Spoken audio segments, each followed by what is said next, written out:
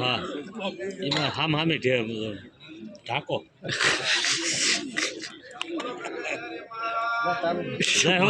મયકભાઈ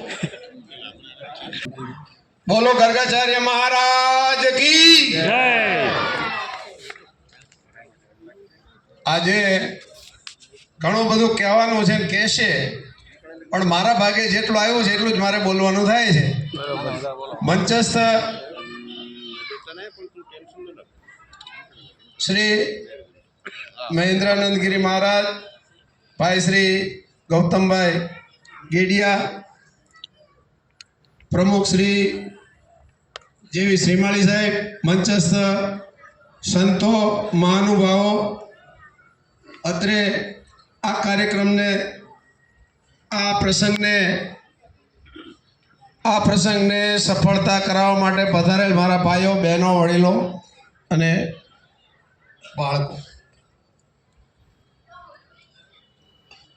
ગૌતમભાઈ ગેડિયા એટલે ગુજરાત ગૌરવ બ્રાહ્મણ સમાજનું એવું નામ કે કોઈ પણ વ્યક્તિના દિલની અંદર આ નામ હોય છે।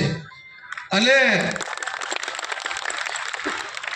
ગૌતમભાઈ એમના જીવન દરમિયાન જે સંઘર્ષો કર્યા, ઘણા બધા જાણે છે, જે હું થોડા જાણું છું એ એક બે રજૂ કરીશ કે નાનપણથી પોતે પોતાની રીતે પોતાના બાપુજી સાથે રહી એમણે એમના ભણવાનું અને શિક્ષણ લેવાનું શરૂ કર્યું।